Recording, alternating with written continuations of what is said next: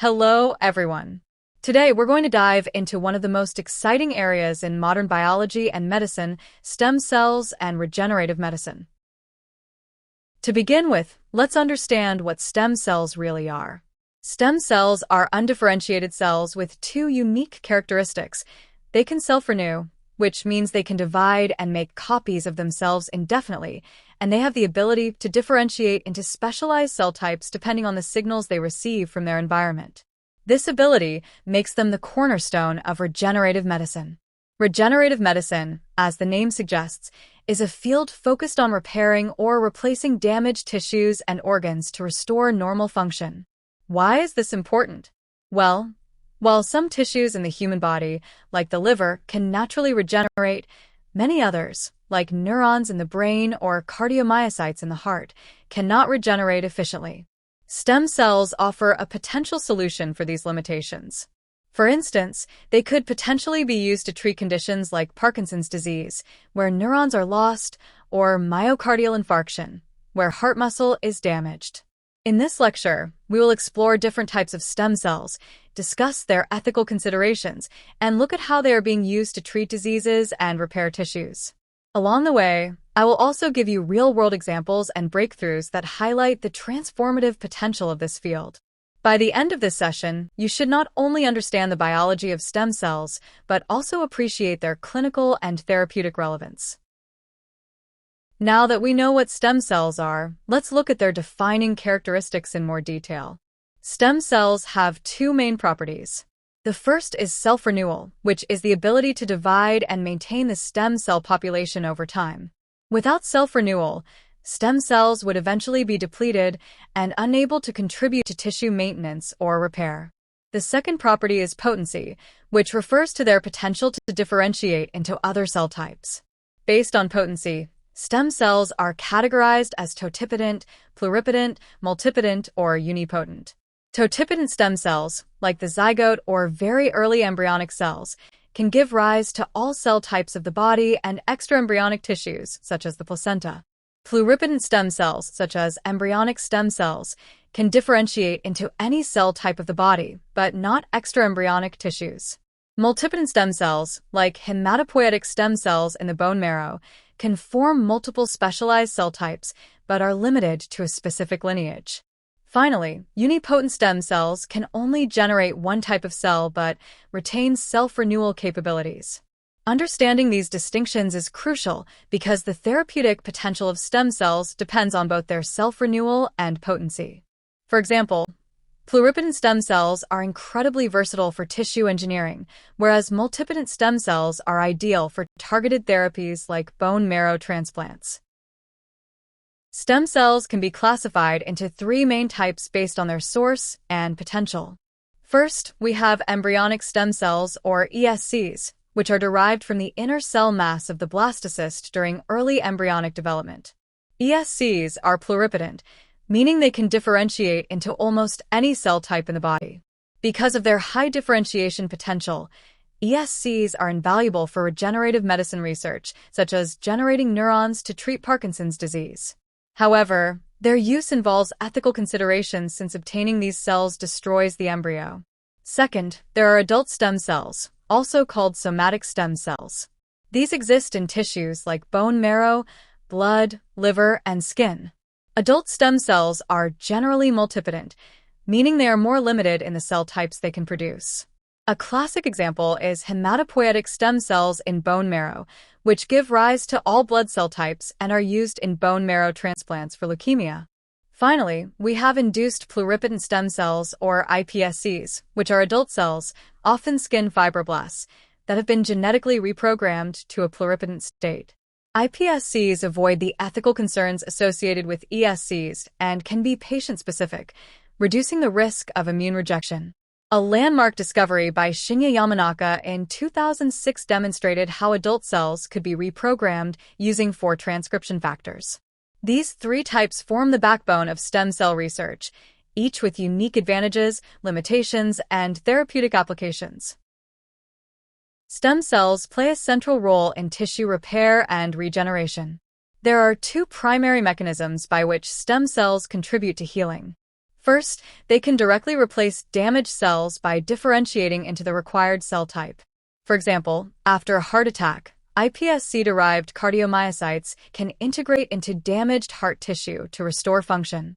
Second, stem cells can exert indirect effects through paracrine signaling, meaning they secrete growth factors and cytokines that stimulate resident cells, promote angiogenesis, and modulate inflammation. Let's look at some specific examples. In the hematopoietic system, bone marrow-derived stem cells regenerate all types of blood cells, which is critical for treating leukemia or severe anemia. In the nervous system, embryonic stem cell-derived neurons can potentially replace lost neurons in spinal cord injuries. In cardiac tissues, stem cell therapies aim to regenerate cardiomyocytes and improve heart function after myocardial infarction. In orthopedic applications, mesenchymal stem cells contribute to cartilage repair in osteoarthritis. These examples illustrate that stem cells not only serve as a cellular replacement therapy, but also create an environment conducive to healing. This dual mechanism, cell replacement plus paracrine support, is what makes stem cells such a powerful tool in regenerative medicine. Stem cell research is transforming the landscape of medical treatment, offering hope for diseases that were once considered untreatable. Let's go through some prominent examples. Blood disorders, such as leukemia and severe anemia, can be treated using hematopoietic stem cell transplants, which replace the defective blood system with healthy donor-derived stem cells. Neurological disorders like Parkinson's or Alzheimer's are particularly challenging because neurons do not naturally regenerate. ESC-derived or iPSC-derived neurons offer a potential source for neuron replacement therapy. Cardiac diseases, especially myocardial infarction, result in permanent loss of heart muscle. Here, cardiomyocytes derived from iPSCs are being investigated to restore cardiac function. Diabetes, specifically type 1, involves the autoimmune destruction of pancreatic beta cells. Stem cells can potentially differentiate into beta cells to restore insulin production. Osteoarthritis and cartilage injuries are another area where mesenchymal stem cells help regenerate cartilage and reduce inflammation. Each of these examples demonstrates not only the versatility of stem cells, but also the potential for personalized medicine, particularly when patient-specific iPSCs are used. While stem cells hold tremendous promise, we must consider ethical issues, especially with embryonic stem cells. Obtaining ESCs requires destruction of the blastocyst, which raises questions about the moral status of embryos. This has led to regulatory restrictions in many countries. In contrast, induced pluripotent stem cells circumvent this issue, as they are reprogrammed from adult somatic cells, avoiding embryo destruction. Adult stem cells also have minimal ethical concerns because they can be obtained without significant harm to the donor. Beyond the source of cells, ethical considerations extend to issues such as informed consent, patient safety, and the potential for commercialization of human tissues. Regulatory frameworks, such as the International Society for Stem Cell Research (ISSCR) guidelines, provide oversight to ensure ethical practices. In practice, researchers must balance scientific advancement with ethical responsibility, ensuring that experimental therapies are safe, transparent, and justified. I encourage you to reflect on this. If you were designing a study, which type of stem cell would you choose, and how would you address ethical concerns? This discussion is vital because science does not exist in a vacuum. It operates within societal and moral contexts. Stem cells are applied in regenerative medicine through several innovative approaches. The first is cell therapy, which involves direct transplantation of stem cells into damaged tissues.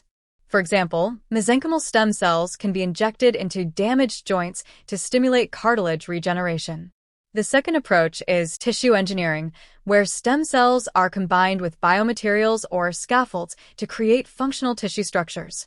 This is particularly important for organs like the liver or heart, where complex architecture is needed for proper function. The third approach integrates gene therapy with stem cells, where genetic defects are corrected in stem cells before differentiation and transplantation. This has potential for inherited disorders like sickle cell anemia or muscular dystrophy. Collectively, these strategies highlight the versatility of stem cells, They're not just replacement cells, but active participants in creating new tissue, modulating the immune environment, and restoring function. The accompanying schematic illustrates how stem cells interact with scaffolds and tissues to facilitate repair, providing a visual representation of their clinical application.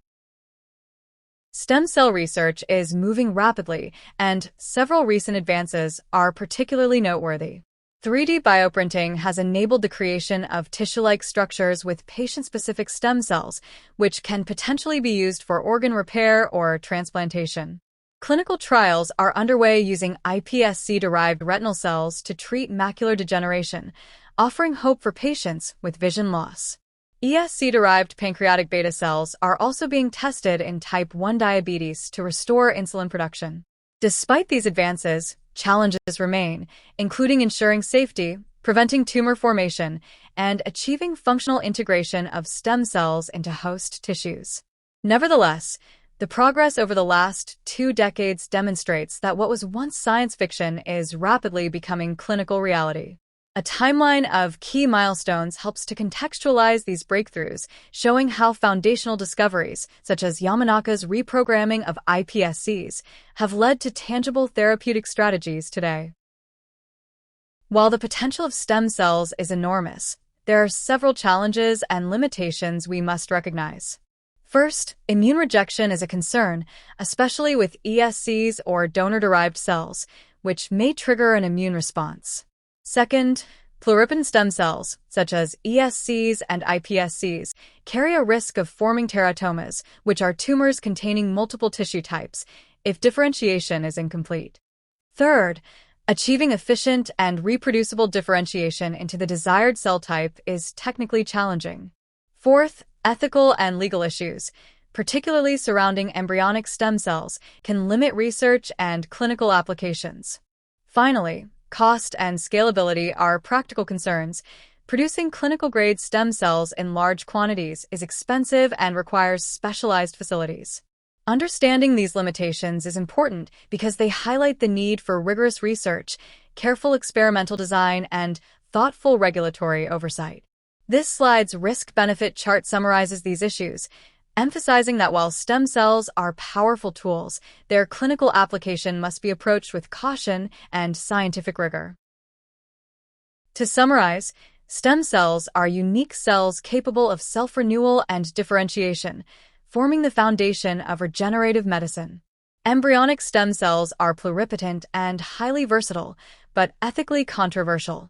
Adult stem cells are multipotent and safe for clinical use, whereas induced pluripotent stem cells combine pluripotency with ethical advantages. Stem cells are being used to treat a variety of conditions, including blood disorders, neurological diseases, cardiac injury, diabetes, and cartilage damage. They contribute to tissue repair both by replacing damaged cells and through paracrine signaling. Ethical considerations, immune rejection, tumor risk, and technical challenges remain significant, but ongoing research continues to address these barriers. The key takeaway is that stem cells are not just a laboratory curiosity. They are a transformative therapeutic tool that bridges biology, medicine, and ethics. As future biologists and medical professionals, understanding the biology, applications, and limitations of stem cells is essential for both research and clinical practice. This slide provides the references and suggested reading material to deepen your understanding. Key textbooks include Principles of Stem Cell Biology by Lanza and Atala, which provides a detailed overview of stem cell biology and regenerative medicine. For NEET aspirants, the Insert Biology chapters on cell cycle and stem cells are essential, as they provide foundational knowledge that is often tested in competitive exams. Additionally, the ISSCR guidelines offer insights into the ethical and regulatory framework governing stem cell research. I highly recommend reviewing these resources to reinforce today's lecture and stay updated on the latest developments in this fast-moving field. Thank you for listening. See you in the next lecture, and don't forget to like, share, and subscribe.